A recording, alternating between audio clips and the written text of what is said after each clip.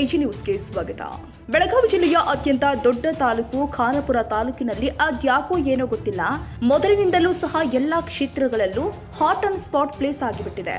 Latest ಸುದ್ದಿ ಅಂದ್ರೆ ರಾಜ್ಯದಲ್ಲಿ ಸಿಎಂ ಕುರ್ಚಿಗಾಗಿ ಸಿದ್ದು ಡಿಕೆಶಿ ಬಣದ ತಿಕ್ಕಾಟದ ನಡುವೆ ಖಾನಾಪುರ ತಹಸೀಲ್ದಾರ್ ಕುರ್ಚಿಗಾಗಿ ಇಬ್ಬರು ಕೆಎಎಸ್ ಅಧಿಕಾರಿಗಳು ಆದ ದುಂಡಪ್ಪ ಕೋಮಾರ್ ಮತ್ತು ಮಂಜುಳಾ ನಾಯಕ್ ನಡುವೆ ತಹಸೀಲ್ದಾರ್ ಕುರ್ಚಿಗಾಗಿ ಕಿತ್ತಾಟ ಗುದ್ದಾಟ ತುಂಬಾನೇ ಜೋರಾಗಿ ನಡೆದಿದ್ದು, ಇದರ ಕಿತ್ತಾಟದ ನಡುವೆ ಖಾನಾಪುರ ತಾಲೂಕು ಜನತೆ ತುಂಬಾನೇ ಹೈರಾಣಾಗಿದ್ದಾರೆ. ಇನ್ನು ಖಾನಾಪುರ ತಾಲೂಕು ಆಡಳಿತ ಹಾಗೂ ತಹಸೀಲ್ದಾರ್ ಕಚೇರಿ ಸಿಬ್ಬಂದಿಗಳಂತೂ ಇವರ ಜಗಳಕ್ಕೆ ನೋಡಿ ಏನ್ ಮಾಡಬೇಕು ಎಂಬುದೇ ಗೊತ್ತಾಗ್ತಾ ಇಲ್ಲ. ಇನ್ನು ಜಿಲ್ಲಾಧಿಕಾರಿಗಳು ಜನಪ್ರತಿನಿಧಿಗಳು ಮೌನಕ್ಕೆ ಶರಣಾಗಿದ್ದಾರೆ. ಆದ್ದರಿಂದ ನಮ್ಮ ನ್ಯೂಸ್ ಸಮೂಹದ ರಾಜ್ಯ ಉಪಸಂಪಾದಕ ಬಸವರಾಜ್ ಈ ವರದಿ ಬಗ್ಗೆ ಇಬ್ಬರು ಕೆಎಎಸ್ ಅಧಿಕಾರಿಗಳ ಜೊತೆ ಫೋನ್ನಲ್ಲಿ ಅಭಿಪ್ರಾಯ ಸಂಗ್ರಹ ಮಾಡಿ ಕಂದಾಯ ಇಲಾಖೆ ಸಚಿವರ ಆಪ್ತ ಕಾರ್ಯದರ್ಶಿಗಳ ಗಮನಕ್ಕೆ ತೆಗೆದುಕೊಂಡು ಬಂದು ಬೆಳಕು ಚೆಲ್ಲುವ ಕೆಲಸ ಮಾಡಿದ್ದಾರೆ. ಸರ್, ಈಗ ಅದು ಏನ್ ಸರ್ ಅದು ಗೊಂದಲ ತಹಸೀಲ್ದಾರ್ ಇದ್ರದ್ದು ತಮ್ದು ಮತ್ತೆ ಸ್ಥಾನ ಇದಕ್ಕೆ? ಏನಿಲ್ಲ ರೀ, ಅದು ನಮ್ದು ಸುಪ್ರೀಂ ಕೋರ್ಟ್ದಾಗ ಸ್ಟೇ ಕೊಟ್ಟಿತ್ತು, ಬಂದು ನಾವು ಜಾಯ್ನ್ ಆಗಿಂತ ಅಷ್ಟೇ, ಮತ್ತೇನಿಲ್ಲ. ಓಕೆ, ಸ್ಟೇ ಕೊಟ್ಟಿತ್ತು ಸರ್. ಓಕೆ, ಈಗ ನಿಮ್ಗೂ ಆದೇಶ ಆದಾಗ ಎಲ್ಗಾರು ಪೋಸ್ಟಿಂಗ್ ಮಾಡಿದ್ರ ಸರ್? ಮಾಡಿಲ್ಲ. ಆದೇಶ ಆದಾಗ ಮೊದಲು ಏನು ಹೈಕೋರ್ಟ್ದಿಂದ ನಮಗೇನು ಆರ್ಡರ್ ಆಗಿತ್ತಲ್ಲ, ಓಕೆ, ಅದೇ ಆರ್ಡರ್ ಕೋರ್ಟ್ ಮಾಡ್ಕೊಂಡು ಮೇಡಮ್ ಆರ್ಡರ್ ಮಾಡ್ಕೊಂಡು ಬಂದಿದ್ರು. ಓಕೆ, ಆ ಆರ್ಡರ್ಗೆ ಸ್ಟೇ ಕೊಟ್ಬಿಡ್ತದೆ. ಹೌದಾ? ಮೊದಲಿದ್ದ ಆರ್ಡರ್ ಫಂಕ್ಷನ್ನಲ್ಲಿ ಬಂದ್ಬಿಡ್ತು. ಈಗ ಸರ್ಕಾರ ಆದೇಶಕ್ಕೆ ಈಗ ಏನಾಗ್ತಾ ಇದೆ ಗೊತ್ತಾ, ಸರ್ಕಾರ ಆದೇಶಕ್ಕೂ ಕಿಮ್ಮತ್ತು ಕೊಡದ ಅಧಿಕಾರಿಗಳು ಅಂತ ಬರ್ತಾ ಇದೆ. ಸರ್ಕಾರ ಆದೇಶ ಅಂದ್ರೆ ಸರ್ಕಾರದ ಆದೇಶ ಎಲ್ಲಿದೆ ಸರ್? ಸರ್ಕಾರ ಆದೇಶದಲ್ಲಿ ಈ ಮಂಜುಳಾ ನಾಯಕ್ ಅವ್ರದ್ದು ವರ್ಗಾವಣೆ ಆಗಿದೆ ಅಂತ ತಹಸೀಲ್ದಾರ್ ಇದು ಖಾನಾಪುರ್ಗೆ ಬಂದಿದೆ. ಸುಪ್ರೀಂ ಕೋರ್ಟ್ ಅದಕ್ಕೆ ಸ್ಟೇ ಕೊಟ್ಬಿಡ್ತದೆ. ಸ್ಟೇ ತಗೊಂಡ್ರು ಸರ್. ಅನಂತರ ಹಾ. ಈಗ ಈಗೇನು ಇವರು ಸ್ಟೇಗೆ ಇವರು ಇದು ಮಾಡ್ತಾ ಇಲ್ವಾ, ಬಿಟ್ಕೊ ಕೊಡ್ತಾ ಇಲ್ವಾ? ಅವ್ರು ಬಿಟ್ಟು ಹೋಗಕ್ಕೆ ಹೋಗ್ಯಾರ್ರಿ, ಅವ್ರು ಮೊನ್ನೆ ಹೋಗ್ಬಿಟ್ಟಾರ. ಹಾ. ಅವತ್ತೇ ಈಗೆಲ್ಲ ಹೋಗ್ಬಿಟ್ಟಿದ್ರ ಅವ್ರು. ಹಾ ನಾ ಆಲ್ರೆಡಿ ಸಬ್ಮಿಟ್ ಮಾಡಿಬಿಟ್ಟಿದ್ದೀನಿ ಗೌರ್ಮೆಂಟಿಗೆ.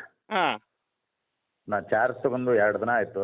ಹಾ ನಾನೇ ಇದ್ದೀನಿ ಈಗ ಇಲ್ಲಿ ಚಾರ್ಜಲ್ಲಿ. ಅಲ್ಲ, ಅವ್ರೇನ್ ಹೇಳ್ತಾರೆ ಈಗ ತಮ್ಮ ಒಂದು ಸರ್ಕಾರ ಆದೇಶ ನಡುವೆ ಇದಾಗಿದೆ, ಮತ್ತೆ ಕೋರ್ಟಲ್ಲೂ ಸಹ ಇದು ಮಾಡ್ಕೊಂಡ್ ಬಂದಿದ್ವಿ, ಆದ್ರೂ ಸಹ ಒಂದ್ ರೀತಿ ಕಾನೂನು ಬಾಹಿರವಾಗಿ ಅವರು ಅಧಿಕಾರಿಗಳ ಸಭೆ ಕೂತ್ಕೊಳ್ಳೋದು, ತನ್ನ ಕುರ್ಚಿಲಿ ಕೆಲಸ ಮಾಡೋದು, 12 ದಿವಸದ ಹಿಂದೆನೆ ಬಂದು ಹಾಜರಾಗಿದ್ದೀನಿ ಅಂತ ಹೇಳ್ತಾ ಇದ್ದಾರೆ ಅವರು. ಹಾಂ ಸರ್. ಏನಿಲ್ಲ ರೀ, ಇದು ನಮ್ದು ಸುಪ್ರೀಂ ಕೋರ್ಟಿಗೆ ಸ್ಟೇ ಕೊಡ್ತಲ್ಲ, ನನಗೆ ಡೈರೆಕ್ಟ್ ಆಗಿ ಬಂದು ನಾನು ಜಾಯ್ನ್ ಆಗಿಬಿಟ್ಟಿಲ್ಲ. ಈಗ ನೀವೇ ತಹಸೀಲ್ದಾರ್ ಆಗಿ ಮುಂದುವರಿತೀರಾ? ಹೌದೌದು ಸರ್. ಈಗ ನಿಮ್ಮ ಮೇಲಾಧಿಕಾರಿಗಳೇನಾದ್ರು ಇದಕ್ಕೆ ಏನು ಸಂಪರ್ಕ ಮಾಡಿದಾರಾ ಇವರು DC ಅವರು? DC ಸಾಹೇಬ್ರಿಗೆ ನಾನು ರಿಪೋರ್ಟ್ ಕೊಟ್ಟಿದ್ದೀನಿ, ನಾ ಚಾರ್ಜ್ ತೊಗೊಂಡೇನೆ ಅಂತೇಳಿ. ಅವ್ರಿಗೆ ಗೌರ್ಮೆಂಟ್ ಕಳಿಸ್ಬಿಟ್ರು. DC ಅವ್ರು ಏನಂದ್ರು ಸರ್? ಆಯಿತು, ನಿಮ್ಮ ಆರ್ಡರ್ ಇದ್ದರೆ ನೀನು ಚಾರ್ಜ್ ತೊಗೊಂಡ್ರು. ಹೌದಾ? Okay okay. ಈಗ ಒಟ್ಟಾರೆ ನೀವು ತಹಸೀಲ್ದಾರ್ ಆಗಿ ಕೆಲಸ ಇಲ್ಲೇ ಖಾನಾಪುರದಲ್ಲೇ ಕಾರ್ಯನಿರ್ವಹಿಸ್ತೀರಾ? ಹೌದೌದು ಸರ್. Okay sir, okay. ಹಾಂ ಸರ್. ಈಗ ಅವ್ರೇನು ಹೇಳ್ತಾ ಇದ್ದಾರೆ, ಅದ್ರೊಳಗೆ ಸುಪ್ರೀಂ ಕೋರ್ಟ್ ಈಗೇನು ಅವ್ರ ಮೇಲ್ಮನೆಗೆ ಹೋಗಿ ಅಪಿಲೇಟ್ ತಗೊಂಬಂದಿರಲ್ಲ, ಅದ್ರೊಳಗೆ ಮಂಜುಳಾ ನಾಯಕ್ ಅವರು ಇದು ಮಾಡಿ ಅಂತ ಹೇಳ್ಬಿಟ್ಟು ಏನಾದ್ರು ಆದೇಶ ಇದೆಯಾ, ನನ್ನ ಹೆಸರು ಮೆನ್ಷನ್ ಇದೆಯಾ ಅಂತ ಕೇಳ್ತಾರೆ. ಈಗ ಅವರು ಏನು ಮಾಡ್ತಾರೆ ಮಾಡ್ರಿ, ನಮಗೇನು ಡೈರೆಕ್ಷನ್ ಕೊಡಿ. ನಾನು ಈಗ ಜಾಯ್ನ್ ಆಗಿದ್ದೀನಲ್ಲ, ಹಾಂ ಹಾಂ ಸರ್. ಸರ್ಕಾರ ನಾನು ಹೋಗ್ಬಿಡ್ತೀನಿ. ಹಾಂ ಈಗ ಆಲ್ರೆಡಿ ಸಬ್ಮಿಟ್ ಅವರು ಮೇಡಮ್ ಅವರು ಬರ್ದಾರ ಲೆಟ್ರ, ಹಾಂ ನನಗೆ ಸೂಕ್ತವಾದ ನಿರ್ದೇಶನ ಕೊಡ್ತಾಳೆ. ಅವರು ಕೇಳಿದ್ದಾರೆ, ಹಾಂ ನಾನು ಜಾಯ್ನ್ ಆಗಿನ ಅಂತೇಳಿ ನಾನು ರಿಪೋರ್ಟ್ ಕಳಿಸಿದ್ದೀನಿ. ಹಾಂ. ಅಲ್ಲಿ ಏನು ಆರ್ಡರ್ ಅವ್ರು ಏನು ನಮಗೆ ಡೈರೆಕ್ಷನ್ ಕೊಡ್ತಾರೋ ಅದ್ರ ಪ್ರಕಾರ ನಾನು ಮಾಡ್ತೀನಿ. ಹೌದಾ? ಈಗ ಯಾಕಪ್ಪ ಅಂತಂದ್ರೆ ಜನ ಮತ್ತೆ ನಿಮ್ಮ ಸಿಬ್ಬಂದಿಗಳು ತುಂಬಾ ಗೊಂದಲ ಆಗ್ತಾವ್ರು ಸರ್. ಈಗ ಮೇಡಮ್ ಕೇಳಿದ್ರೆ ಈಗ ಕೆಲಸ ನಡೆದಿದೆ ಆಫೀಸಲ್ಲಿ ಸರ್, ಒಂದ್ ನಿಮಿಷ, ಕೆಲಸ ನಡೆದಿದೆ, ಬಟ್ ಒಬ್ಬ ಜವಾಬ್ದಾರಿ ಸ್ಥಾನದಲ್ಲಿ ಇದ್ದೀರಿ ಸರ್, ನೀವು ಅಷ್ಟೇ ಆಯ್ತು, ಅವರು ಅಷ್ಟೇ ಆಯ್ತು. ಇಂಥ ಸಂದರ್ಭದಲ್ಲಿ ಎಲ್ಲೊಂದ್ ಕಡೆ ಸಿಬ್ಬಂದಿಗಳಿದಾಯ್ತು, ಎಲ್ಲೊಂದ್ ಕಡೆ ನಿಮ್ಮ ಒಂದ್ ರೀತಿ ಕುರ್ಚಿ ಕಿತ್ತಾಟದಿಂದ ಎಲ್ಲೊಂದ್ ಕಡೆ ಸ್ವಲ್ಪ ಬ್ಯಾಡ್ ಮೆಸೇಜ್ ಹೋಗೋದಿಲ್ಲ ಸರ್? ಇಲ್ಲ, ಮೇಡಮ್ ಅವ್ರು ಹೋಗಿದ್ದಾರೆ, ಅವಾಗ ಹೋಗಿದ್ದಾರೆ. ಇಲ್ಲ ಮೇಡಮ್, ಸ್ಟಿಲ್ ನಾನೇ ತಹಸೀಲ್ದಾರ್ ಇದ್ದೀನಿ ರೀ, ನಾನು ನಾನು ಸ್ಟಿಲ್ ಆನ್ ಡ್ಯೂಟಿ ಅಂತ ಹೇಳ್ತಾ ಇದ್ದಾರೆ ಅವರು. ಓಕೆ. ಹಾಗಾಗಿ ಈಗ ನೀವು ಸಹ ತಹಸೀಲ್ದಾರ್ ಆಗಿ ನಾನೇ ಇದ್ರೊಳಗಿದ್ದೀನಿ, ನಾನೇ ಸದ್ಯ ಇಲ್ಲೇ ಕೆಲಸ ಮಾಡ್ತಾ ಇದ್ದೀನಿ ಅಂತ ಹೇಳ್ತೀರಾ ತಾವು? ನಿಮ್ಮ ಮೇಲಾಧಿಕಾರಿಗಳು ನೋಡಿದ್ರೆ ಮಧ್ಯ ಪ್ರವೇಶ ಮಾಡ್ತಾ ಇಲ್ಲ. ಇಷ್ಟಿದೆ ಸರ್. ನಿಮ್ಮ ಹತ್ರ ಅದು ಆರ್ಡರ್ ಆಗಿರೋ ಸ್ವಲ್ಪ ಕಳಿಸ್ತೀರಾ ಸರ್? 12 ದಿವಸದಿಂದನೇ ತಾವು ಆರ್ಡರ್ ಮಾಡಿಸ್ಕೊಬಂದು ಕಾರ್ಯನಿರ್ವಹಿಸ್ತಾ ಇದ್ದೀರಾ ಇಲ್ಲಿ ಖಾನಾಪುರದಲ್ಲಿ. ಸರ್ಕಾರಿ ಹೌದು ಆದೇಶ ಸರ್. ತಗೊಂಡೇ ಬಂದಿದ್ರಿ. ಹೌದು ಸರ್. ಯಾವ ರೀತಿ ಮೇಡಮ್ ಇದು? ಅದು ಆಕ್ಚುಲಿ ಸರ್ ಅದು ಅವ್ರಿಗೆ ಒಂದು ಸಿ ಏನು ಹೈಕೋರ್ಟ್ ಆರ್ಡರ್ ಮೇಲೆ ಹಾಂ ಮೇಡಮ್. ಕಂಟೆಂಪ್ಟ್ ಆಗಿತ್ತು ಸರ್ ಅವ್ರ ಮೊದಲಿನವ್ರಿಗೆ. ಓಕೆ ಸೊ ಅದು ಕಂಟೆಂಪ್ಟ್ ಆದಾಗ ಹೈಕೋರ್ಟು ಆರ್ಡರ್ ಮಾಡ್ತು. ಓಕೆ ವಿತಿನ್ 1 week ಅಲ್ಲಿ ಇವರು disobey of the high court order. ಹಾಂ ಸೊ ಇವ್ರಿಗೆ ಇಮಿಡಿಯೇಟ್ ಬೇರೆ ತಹಶೀಲ್ದಾರ್ಗೆ ಹಾಕಿ ಅಂತ ಇದು ಮಾಡಿ ಸರ್. Based on that principal secretary ಅವರು ಆರ್ಡರ್ ಮಾಡಿದ್ರು ಸರ್ ನನಗೆ. ಓಕೆ ಸೊ ನಾನು ಬಂದು ಬೇಸ್ಡ್ ಆನ್ ಗೌರ್ಮೆಂಟ್ ಆರ್ಡ್ರು ನಾನು ಬಂದು ಇಲ್ಲಿ ಜಾಯ್ನ್ ಆದೆ ಸರ್. ಹಾಂ ಸೊ ತದನಂತರ ಅವರು ಅಪೀಲ್ ಹೋದ್ರು ಸರ್ ಅಲ್ಲಿ ಸುಪ್ರೀಂ ಕೋರ್ಟ್ಗೆ. ಮೇಲ್ಮನವಿಗೆ. ಹಾಂ ಮೇಡಮ್. ಹಾಂ ಸರ್, ಅಂದ್ರೆ ಅದು ಕಂಟೆಂಪ್ಟ್ ಪ್ರೊಸೀಡಿಂಗ್ ಪೆಂಡಿಂಗ್ ಇತ್ತು ಸರ್ ಅಲ್ಲಿ ಹಾಂ ಮೇಡಮ್. ಹೈಕೋರ್ಟ್ ಅಲ್ಲಿ ಸರ್. ಓಕೆ ಅಂದ್ರೆ before charge contempt proceeding before charge ಏನಿತ್ತಲ್ಲ ನಿಮ್ದು ಬಂದು ಹೇಳಿಕೆ ಕೊಡಿ ಅಂತ ಬೈ ನೇಮ್ ಅವರಿಗೆ ಹಾಂ ಮೇಡಮ್. ಡೈರೆಕ್ಷನ್ ಕೊಡುತ್ತೆ ಸರ್ ಅಲ್ಲಿ ಹೈಕೋರ್ಟ್. ಹಾಂ ಮೇಡಮ್. ಅದು ನೆಕ್ಸ್ಟ್ 10th ಡಿಸೆಂಬರ್ ಏನೋ ಒಂದು ಡೇಟ್ ಕೊಟ್ಟಿದ್ರು ಸರ್ ಅವರು ಈ ಡಿಸೆಂಬರ್ ಮಂತ್ ಅಲ್ಲಿ ಸರ್. ಹಾಂ ಸೊ ಅವ್ರು ಏನ್ ಮಾಡಿದ್ರು ಬೇಸ್ಡ್ ಆನ್ ಕಂಟೆಂಪ್ಟ್ ಪ್ರೊಸೀಡಿಂಗ್ಸು ಇದಕ್ಕೆ ಹೋದ್ರು ಸರ್ ಸುಪ್ರೀಂ ಕೋರ್ಟಿಗೆ. ಓಕೆ ಸುಪ್ರೀಂ ಕೋರ್ಟ್ ಅಲ್ಲಿ ಕಂಟೆಂಪ್ಟ್ ಪ್ರೊಸೀಡಿಂಗ್ಸ್ ಸ್ಟೇ ಅಂತ ಇದೆ ಸರ್. ಹಾಂ madam. Not mention my name sir. Personally by name Manjula Nayak ಹಾಂ ಟ್ರಾನ್ಸ್ಫರ್ ಮಾಡಿ ಇವರು ತಾವು ಅಲ್ಲೇ ಕಂಟಿನ್ಯೂ ಮಾಡಿ ಅಂತ ಏನೂ ಇಲ್ಲ ಸರ್. ಹಾಂ ಕಂಟೆಂಪ್ಟ್ ಪ್ರೊಸೀಡಿಂಗ್ ಅಷ್ಟೇ ಸ್ಟೇ ಇದೆ ಸರ್. ಅದೇ ಇವ್ರು ಏನ್ ಹೇಳ್ತಾ ಇದ್ದಾರೆ, ಹಾಂ ಸರ್, ಇವರು ಇಲ್ಲ ನಾನು ಸುಪ್ರೀಂ ಕೋರ್ಟ್ ಸ್ಟೇ ಕೊಟ್ಟೈತಿ ನಾ ಬಂದು ಕೂಡ್ತಾ ಇದೀನಿ ಅಂತ. ಓಕೆ ಹಾಂ. ಸರ್, ಇನ್ನೊಂದು ಪ್ರೊಸೀಜರ್ ಏನಂದ್ರೆ ಅವರು ಆರ್ಡರ್ ಏನ್ ಮಾಡ್ಕೊಂಡಿದ್ದಲ್ಲ ಕಂಟೆಂಪ್ಟ್ ಪ್ರೊಸೀಜರ್ ಅಂತ, ಹಾಂ ಮೇಡಮ್. ಅದು ಸ್ಟೇ ತಂದಿದ್ದು stay order there is proper channel there sir. ಈಗ ಮೇಲಾಧಿಕಾರಿಗಳೇ ಪ್ರಿನ್ಸಿಪಲ್ ಸೆಕ್ರೆಟರಿ ನಮಗೆ ಬರ್ತಾರೆ. ಓಕೆ ಅಲ್ಲಿ ಹೋಗಿ ಅವ್ರಿಗೆ ಒಂದು ಅಪ್ಲಿಕೇಶನ್ ಕೊಟ್ಟು ಸರ್ ಈ ತರ ನಂದಾಗಿದೆ ಹಾಂ ಮೇಡಮ್. ಮತ್ತೆ ನನಗೆ ಅದನ್ನ ಒಂದು ಆರ್ಡರ್ ಹಾಕೊಡಿ ಮಾಡಿಫೈಡ್ ಆರ್ಡರ್ ಅಂತ ಅಲ್ಲಿ ಮಾಡಿಸ್ಕೋಬೇಕಾಗಿತ್ತು ಇವರು. ಹೌದು. ಅವ್ರು ಏನೂ ಇಲ್ಲ ಸರ್, ಅದು ಬೇಸ್ಡ್ ಆನ್ SLP ಅಂತ ಹಾಕೊಂಡ್ಬಿಟ್ಟು ಡೈರೆಕ್ಟ್ ಬಂದು ಕೂಡ್ತಾ ಇದ್ದಾರೆ ಸರ್ ಅಲ್ಲಿ. ಅಲ್ಲ ಈಗ ನಾನ್ ನೀವು ಚಾರ್ಜ್ ಕೂತ್ಕೊಳ್ಳೋದು ಕೊಟ್ಟಿದ್ದೆ ಆ ಅವ್ರಿಗೆ. ಚೇರಲ್ಲಿ ಇದು ಕೂತ್ಕೊಳ್ಳೋದು ಯಾಕೆ ನಿಮ್ಮ ಹಿರಿಯ ಅಧಿಕಾರಿಗಳು ಅಂದ್ರೆ ನಿಮ್ಮ DC ಅವರು AC ಅವರು ಯಾಕೆ ಮಧ್ಯ ಪ್ರವೇಶ ಮಾಡ್ತಾ ಇಲ್ಲ ಅಂತ? ಇಲ್ಲ ಸಾಹೇಬ್ರ ಗಮನಕ್ಕಿದೆ ಸರ್, ಅದು ಸಾಹೇಬ್ರ ಗಮನಕ್ಕಿದೆ. ಅವ್ರಿಗೂ ಕೂಡ ಹೇಳಿದ್ರು ಇಲ್ಲಪ್ಪ ಅದು ನೀನು ಅಲ್ಲಿ ಕೂಡ್ಲಿಕ್ಕೆ ಹೋಗ್ಬೇಡ, ಹಾಂ ಅದನ್ನ ನಾವು ಮೇಲಾಧಿಕಾರಿಗಳ ಜೊತೆ ಡಿಸ್ಕಷನ್ ಮಾಡ್ತೀವಿ, ಅದು ಏನಿದೆ ಲೀಗಲ್ ಒಪಿನಿಯನ್ ತಗೊಂತೀವಿ, ಹಾಂ ನೀ ಅಲ್ಲಿ ತನ ಅಲ್ಲಿ ಕೂಡ್ಬೇಡ, ವೆಹಿಕಲ್ ಯೂಸ್ ಮಾಡಕ್ ಹೋಗ್ಬೇಡ ಅಂತ ಹೇಳಿದ್ರು ಸರ್. ಹಾಂ ಸೊ ಬೇಸ್ಡ್ ಆನ್ ದಟ್ ನಾ ಹೈಯರ್ ಅಥಾರಿಟಿಗೆ ನಾನು ಇದು ಮಾಡಿಬಿಟ್ಟು ಸಾಹೇಬ್ರ ಗಮನಕ್ಕೆ ನಾವು ತಂದಿದ್ದೀವಿ ಸರ್. ಹಾಂ ಮೇಡಮ್. ಇದು ಅಲ್ಲಿ ಮೇಲಾಧಿಕಾರಿ ಇದರಲ್ಲಿ ನಡೀತಾ ಇದೆ ಸರ್ ಅದು ಡಿಸ್ಕಷನ್. ಹಾಂ ಸೊ ಆ ಟೈಮಲ್ಲಿ ನಾವು ತಟಸ್ಥಿರ್ಬೇಕಾಗತ್ತೆ ಸರ್. ಹೀಗಾಗಿ ನಾನು ತಟಸ್ಥಿದ್ದೀನಿ ಸರ್. ಏನೋ ಮೇಲಾಧಿಕಾರಿಗಳ ಡೈರೆಕ್ಷನ್ ಕೊಡ್ತಾರೆ ಹಾಂ ಬೇಸ್ಡ್ ಆನ್ ದಟ್ ನಾನು ತಟಸ್ಥಿದ್ದೀನಿ. ಬಟ್ ಇವರು ಅದನ್ನ ಹಾಂ. ಮೇಲಾಧಿಕಾರಿ ಅದೇ ಇದನ್ನು ಕೂಡ ಡಿಸೋಬೆ ಮಾಡ್ತಾ ಇದ್ದಾರೆ ಸರ್ ಇವರು. ಓಹೋ ಅದನ್ನ ಮಿಸ್ಯೂಸ್ ಮಾಡ್ತಾವ್ರೆ. ಮಿಸ್ಯೂಸ್ ಮಾಡ್ತಾ ಇದ್ದಾರೆ ಸರ್ ಅವರು. ಬಂದು ಹಾಂ ಅಲ್ಲಿ ಕೂತ್ಕೊಂಡು ಸ್ವಲ್ಪ ಎಲ್ಲ ಅಧಿಕಾರ ಇದು ಮಾಡ್ತಾ ಇದ್ದಾರೆ ಸರ್ ವಿತೌಟ್ ಎನಿ ಇದು. ಹಾಂ. ಅಂಡ್ ಇವನ್ ಅದು ಕಂಟೆಂಪ್ಟ್ ಅಲ್ಲಿ ಕೂಡ ನನ್ನ ಹೆಸರು ಇಲ್ಲ ಸರ್, ನನಗೆ ಡೈರೆಕ್ಷನ್ ಇಲ್ಲ ಸರ್. ಡೈರೆಕ್ಷನ್ ಅಲ್ಲ ಈಗ ಸಿಬ್ಬಂದಿಗಳು ತುಂಬಾ ಗೊಂದಲ ಆಗಿದಾರಲ್ಲ ಮೇಡಮ್, ಈಗ ನಿಮ್ಮ ಮಾತು ಕೇಳಬೇಕು ಅವ್ರ ಮಾತು ಕೇಳಬೇಕು ಅಂತ ಯಾವ ರೀತಿ ಮೇಡಮ್ ಇದು? ಈಗ ಅದನ್ನೇ ಈಗ ಮೇಲಾಧಿಕಾರಿಗಳು ಏನು ಡಿಸಿಷನ್ ಕೊಡ್ತಾರೆ ಅದ್ರ ಮೇಲೆ ಸರ್. ಈಗ ನಾನು ಯಾಕಂದ್ರೆ ಅಟ್ ಪ್ರೆಸೆಂಟ್ ನಂದೇ ಇದು ಇದೆ ಸರ್ ಅಲ್ಲಿ. ನನಗೆ ಇದು ಇಲ್ಲ, ಅವ್ರಿಗೆ ನನ್ನ ಹೆಸರಲ್ಲಿ ಇಲ್ಲ ಸರ್ ಡೈರೆಕ್ಷನ್ ಅವ್ರಿಗೆ ಎಬ್ಬಿಸ್ಬೇಕು ಹಾಂ ಮೇಡಮ್ ಅವ್ರಿಗೆ ಅಂತ ಎಲ್ಲೂ ಇಲ್ಲ ಸರ್. ಹಾಂ ಪ್ರೆಸೆಂಟ್ ನಾನೇ ಇದೀನಿ ಸರ್. ಹಾಂ ಬಟ್ ಇವರು ಸ್ವಲ್ಪ ಇದರಿಂದ ಮಾಡ್ಕೊಂಡು ಫೋರ್ಸೇಬಲಿ ಬಂದು ಕೂಡ್ತಾ ಇದ್ದಾರೆ ಸರ್ ಅಲ್ಲಿ. ನನಗೆ SLP ಇದೆ, ನನ್ಗೆ ಯಾರು ಕೇಳೋರು ಅಂತ ಈ ತರ ಮಾಡ್ತಿದ್ದಾರೆ ಸರ್ ಅವರು. ಓಹೋ ಈಗ ಒಟ್ಟಾರೆ ಏನಪ್ಪಾ ಅಂತಂದ್ರೆ ಈಗ ಈಗ ಪ್ರಸ್ತುತ ಯಾರು ಮೇಡಮ್ ಈಗ ಸದ್ಯದ ಪರಿಸ್ಥಿತಿಲಿ ತಹಶೀಲ್ದಾರ್ ನೀವು ಅವರು ಮೇಡಮ್? ಪ್ರಸ್ತುತ ನಾನೇ ಇದ್ದೀನಿ ಸರ್ ಈಗ ಅಲ್ಲಿ. ಆಸ್ ಪರ್ ಆರ್ಡರ್ ನಾನೇ ಇದ್ದೀನಿ ಸರ್. ಅಂಡ್ ನನಗೆ ಎಲ್ಲಿಂದನೂ ಡೈರೆಕ್ಷನ್ ಕೂಡ ಯಾರಿಂದನೂ ಬಂದಿಲ್ಲ ಸರ್, ರಿಟರ್ನ್ ಡೈರೆಕ್ಷನ್ ಸರ್. ನೀವು ಸರಿರಿ ಅವ್ರಿಗೆ ಕೊಡ್ರಿ ಅಂತ ಸರ್. ಈಗ ಹಂಗಾರೆ ನೀವು ಇವತ್ತು ಸಹ ಹೋಗ್ತೀರಾ, ಕರ್ತವ್ಯಕ್ಕೆ ಹಾಜರಾಗ್ತೀರಾ? ನಾನು ಇದ್ದೀನಿ ಸರ್, ಆನ್ ಡ್ಯೂಟಿನೇ ಇದ್ದೀನಿ ಸರ್ ನಾನು. ಹೌದಾ? ಇವರು ಬಂದು ಹಾಂ ಸರ್ ಆನ್ ಡ್ಯೂಟಿನೇ ಇದ್ದೀನಿ ಸರ್ ನಾನು. ಹಾಂ ಇವತ್ತ ನಾನು ಎಸ್ಟರ್ಡೇ ನಾನು ಇವ್ರಿಗೂ AC ಅವ್ರಿಗೂ ಅದನ್ನ ನಾನು ಏನು ಕನ್ಕ್ಲೂಷನ್ ಇದೆ ನಾನು ಎಲ್ಲ ಕೊಟ್ಟು ಬಂದಿದ್ದೀನಿ ಸರ್. ರಿಟರ್ನ್ ಅಲ್ಲೇ ಕೊಟ್ಟಿದ್ದೀನಿ, ಪ್ರಿನ್ಸಿಪಲ್ ಸೆಕ್ರೆಟರಿ ಅವ್ರಿಗೂ ಬರೆದಿದ್ದೀನಿ ಸರ್ ನಾನು ರಿಟರ್ನ್ ಅಲ್ಲೇನೆ. ಓಕೆ ಅದು ನಂದು ಇದು ಇದೆ ಅಂತ. ಅಲ್ಲಿಂದ ಏನೂ ನಂಗೆ ಫರ್ದರ್ ಡೈರೆಕ್ಷನ್ ಬಂದಿಲ್ಲ ಸರ್. ಬಟ್ ಇವ್ರಿಗೂ ಏನೂ ಇಲ್ಲ.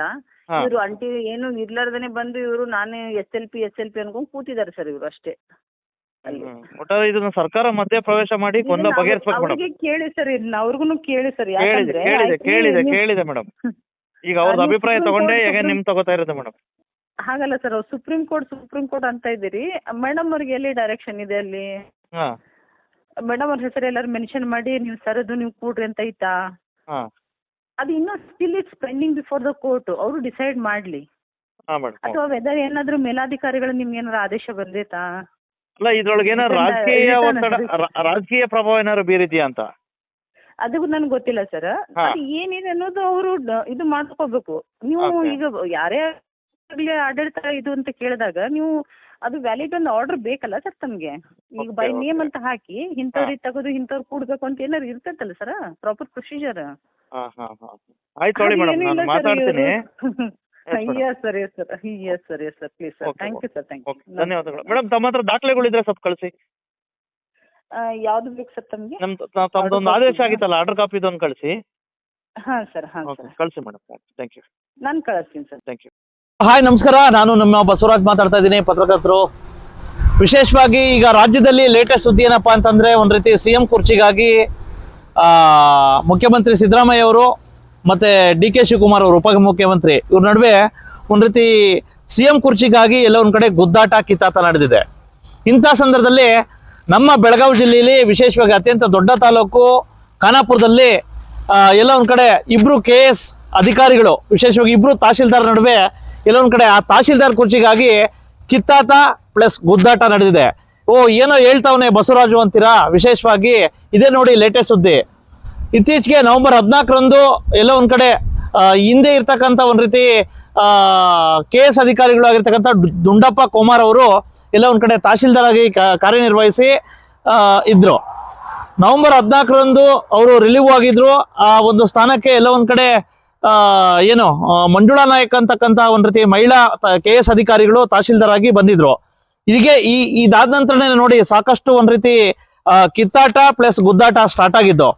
ಈಗ ಲೇಟೆಸ್ಟ್ ಸುದ್ದಿ ಏನಪ್ಪಾ ಅಂದ್ರೆ, ಮೊನ್ನೆಯಿಂದ ಎಲ್ಲ ಒಂದ್ ಕಡೆ ಒಂದೇ ಒಂದು ಕುರ್ಚಿಗಾಗಿ ಇಬ್ಬರು ತಹಶೀಲ್ದಾರ್ ನಡುವೆ ಆ ಕುರ್ಚಿಗಾಗಿ ಕಿತ್ತಾಟ ಗುದ್ದಾಟ ಜಾಸ್ತಿ ಆಗಿದೆ. ವಿಶೇಷವಾಗಿ ಇದರಿಂದ ಎಲ್ಲ ಒಂದ್ ಕಡೆ ಖಾನಾಪುರ ತಾಲೂಕಲ್ಲಿ ಸಾಕಷ್ಟು ಸಮಸ್ಯೆಗಳಿದಾವೆ. ಮತ್ತೆ ಜನತೆ ಎಲ್ಲ ಒಂದ್ ಕಡೆ ಜನತೆ ಮತ್ತೆ ತಹಶೀಲ್ದಾರ್ ಆಫೀಸರ್ಗಿಂತ ಅಲ್ಲಿರ್ತಕ್ಕಂಥ ಸಿಬ್ಬಂದಿಗಳು ಎಲ್ಲ ಒಂದ್ ಕಡೆ ಸಾಕಷ್ಟು ಒಂದ್ ರೀತಿ ಕಾಮಿಡಿ ಪೀಸ್ಗಳಾಗಿ ಇವರು ನೋಡ್ಬಿಟ್ಟು ಎಲ್ಲ ಒಂದ್ ಕಡೆ ಸಾಕಷ್ಟು ಗೊಂದಲಕ್ಕೆ ಒಳಗಾಗವ್ರೆ. ಇನ್ನ ಜನತೆ ಅಂತೂ ಹೈರಾಣಾಗಿದ್ದಾರೆ. ಯಾಕಪ್ಪ ಅಂತಂದ್ರೆ ಮೊದಲೇ ಸಾಕಷ್ಟು ಸಮಸ್ಯೆಗಳ ಬೀಡಾಗಿದೆ ಖಾನಾಪುರ. ಸಾಕಷ್ಟು ಸಮಸ್ಯೆಗಳು ಇದಾವೆ. ಒಂದ್ ಕಡೆ ಕಾಡಂಚಿನ ಪ್ರದೇಶ, ಒಂದ್ ಕಡೆ ಸಾಕಷ್ಟು ನೀರಾವರಿಯ ಪ್ರದೇಶ, ಒಂದ್ ಕಡೆ ಬಯಲುಸೀಮೆಯ ಪ್ರದೇಶವಾಗಿರೋದ್ರಿಂದ ರೈತಾಪಿ ವರ್ಗಕ್ಕೆ ಸಂಬಂಧಿಸಿದಂತೆ ಮತ್ತೆ ಮೂಲಭೂತ ಸೌಕರ್ಯಗಳಿಗೆ ಸಂಬಂಧಿಸಿದಂತೆ ಸಾಕಷ್ಟು ಸಮಸ್ಯೆಗಳಿದಾವೆ. ಇಂಥ ಸಂದರ್ಭದಲ್ಲಿ ಈ ಜವಾಬ್ದಾರಿಯುತ ಈ KS ಅಧಿಕಾರಿಗಳು ಒಂದ್ ಕಡೆ ದುಡ್ಡಪ್ಪ ಕುಮಾರ್ ಅವರು, ಒಂದ್ ಕಡೆ ಆ ಮಂಜುಳಾ ನಾಯಕ್ ಮೇಡಮ್ ಅವರ ಕಿತ್ತಾಟ ನೋಡಿ ಎಲ್ಲ ಒಂದ್ ಕಡೆ ಇದೇನಪ್ಪ ಇದು ನಮ್ಮ ಖಾನಾಪುರ್ಗೆ ಎಂತ ಪರಿಸ್ಥಿತಿ ಬಂತು ಹೇಳ್ಬಿಟ್ಟು ಸಾಕಷ್ಟು ಒಂದ್ ರೀತಿ ಗೊಂದಲಕ್ಕೆ ಒಳಗಾಗಿದ್ದಾರೆ. ವಿಷಯ ಏನಪ್ಪಾ ಅಂತಂದ್ರೆ, ಯಾವ್ದೋ ಒಂದು ಕೇಸು ನಿಮಿತ್ತ ಇವ್ರನ್ನ ಇದ್ ಮಾಡ್ಬಿಟ್ಟು ಮಂಜುಳಾ ನಾಯಕ್ ಅವ್ರನ್ನ ಒಂದ್ ರೀತಿ ಕಂದಾಯ ಇಲಾಖೆ ಆದೇಶ ಮಾಡಿ ಹೊರಡಿಸಿತ್ತು. ಆನಂತರ ಇವರು ಮೇಲ್ಮನವಿಗೆ ಹೋಗಿ ಎಲ್ಲ ಒಂದ್ ಕಡೆ ಒಂದು ಸ್ಟೇ ತಗೊಬಂದು ತಾವೇ ಮುಂದುವರೆದಿದ್ರು. ಈಗ ಮೊನ್ನೆ ತಾನೇ ಅಂದ್ರೆ ಮಂಜುಳಾ ನಾಯಕ್ ಅವರು ಕೆಲಸ ಮಾಡ್ತಾ ಇದ್ದಾಗ ಏಕಾಏಕಿ ಬರ್ತಾರಂತೆ ದುಡ್ಡಪ್ಪ ಕುಮಾರ್ ಅವರು ಆರ್ಡರ್ ಇಟ್ಕೊಂಡು ನಂಗೆ ಆಗಿದೆ, ನೀವು ಈ ಕುರ್ಚಿ ಬಿಡಿ ಅಂತ ಹೇಳ್ಬಿಟ್ಟು ಕೇಳ್ತಾರಂತೆ. ಆಗ ಸ್ಟಾರ್ಟ್ ಆಗಿರ್ತಕ್ಕಂಥ ವಾದ ವಿವಾದ ಆ ಕುರ್ಚಿಗಾಗಿ ಎಲ್ಲ ಒಂದ್ ಕಡೆ ಇನ್ನೇನು ಜಗಳ ಆಡ್ಬೇಕು ಅಂತ ಪರಿಸ್ಥಿತಿ ಬಂತಂತೆ. ಇಂಥ ಸಂದರ್ಭದಲ್ಲಿ ಅಲ್ಲಿರ್ತಕ್ಕಂಥ ತಹಶೀಲ್ದಾರ್ ಕಚೇರಿಯ ಸಿಬ್ಬಂದಿಗಳು ಮೂಕ ವಿಸ್ಮಿತರಾಗಿದ್ರಂತೆ. ಇದೇನ್ರಿ ಇದು ಒಳ್ಳೆ ಒಬ್ಬ ಜವಾಬ್ದಾರಿಯುತ KS ಅಧಿಕಾರಿಗಳು, ನಿಮ್ಗೇನ್ ಮಾನ ಮರ್ಯಾದೆ ಏನಾರ ಐತಾ? ದಯವಿಟ್ಟು ಒಬ್ಬ ಜವಾಬ್ದಾರಿಯುತ ಆ ಅಧಿಕಾರಿಗಳು ಈ ರೀತಿ ಮಾಡ್ಬೋದಾ? ಚೇ ನನ್ಗಂತೂ ಸಾಕಾಗಿದೆ. ವಿಶೇಷವಾಗಿ ಮೊದಲೇ ಅಧಿವೇಶನ ಬರ್ತಾ ಇದೆ. ಆ DC ಸಾಹೇಬ್ರು ಮೊದಲೇ DC ಅವರು ಪ್ರಾದೇಶಿಕ ಆಯುಕ್ತರು ಆ ಅಧಿವೇಶನ ಯಾವ ರೀತಿ ನಡೆಸಬೇಕು ಅಂತ ಅವರು ಪ್ರಯತ್ನ ಪಡ್ತಾ ಇದ್ರೆ, ಇವರು ಒಳ್ಳೆ ಕಾಮಿಡಿ ಪೀಸ್ ಈ ರೀತಿ ಕಿತ್ಲಾಡ್ಬಿಟ್ರೆ ಏನ್ರಿ ಖಾನಾಪುರ ತಾಲೂಕು ಜನತೆಗೆ ಯಾವ ರೀತಿ ಅವ್ರಿಗೆ ಸಮಸ್ಯೆಗಳನ್ನ ಪರಿಹಾರಗಳನ್ನ ನಿರೀಕ್ಷೆ ಮಾಡೋದು ಅಂತ ನನ್ನ ಪ್ರಶ್ನೆ.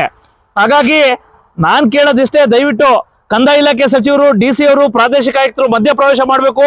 ದಯವಿಟ್ಟು ಈ ಎರಡೂ ಅಧಿಕಾರಿಗಳು ಬೇಡಪ್ಪ ನಮ್ಮ ಖಾನಾಪುರ್ಗೆ, ಯಾರಾದ್ರೂ ಪರ್ಯಾಯವಾಗಿ 3ನೇ ಅಧಿಕಾರಿಗಳನ್ನ ಹಾಕಿಕೊಡಿ ಅಂತ ಹೇಳ್ಬಿಟ್ಟು ದಯವಿಟ್ಟು ಆದಷ್ಟು ಬೇಗ ಈ ಸಮಸ್ಯೆನ ಬಗೆಹರಿಸಿ ಅಂತ ಹೇಳ್ಬಿಟ್ಟು ಈ ವರದಿನ ಬೆಳಕು ಚೆಲ್ತಾ ಇದ್ದೀನಿ. ನಮಸ್ಕಾರ, ಥ್ಯಾಂಕ್ ಯು.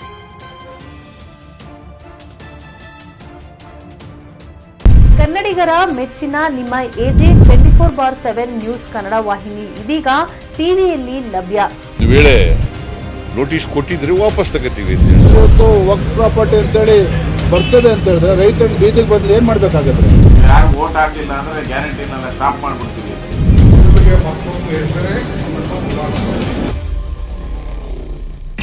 ಕರ್ನಾಟಕ ಮತ್ತು ದೇಶ ವಿದೇಶ 360 ಡಿಗ್ರಿ ಸುದ್ದಿ ಹಾಗೂ ಉತ್ತರ ಕರ್ನಾಟಕ, ಬೆಳಗಾವಿ, ಬಾಗಲಕೋಟೆ, ಧಾರವಾಡ, ಹಾವೇರಿ, ಗದಗ, ಬಿಜಾಪುರ ಜಿಲ್ಲೆಯ ಕ್ಷಣ ಕ್ಷಣದ ವಿವರವನ್ನ ಪಡೆಯುವುದಕ್ಕೆ AJ 24/7 ನ್ಯೂಸ್ ಕನ್ನಡ ವಾಹಿನಿಯನ್ನ ಲೈಕ್ ಮಾಡಿ, ವಿಡಿಯೋಗಳನ್ನ ಶೇರ್ ಮಾಡಿ, ಕಮೆಂಟ್ ಮಾಡುವ ಮೂಲಕ ನಮ್ಮ ವಾಹಿನಿಗೆ ಸಹಕಾರ ನೀಡಿ ಮತ್ತು ಚಾನೆಲ್ ಅನ್ನ ಸಬ್ಸ್ಕ್ರೈಬ್ ಮಾಡಿ. ಧನ್ಯವಾದಗಳು.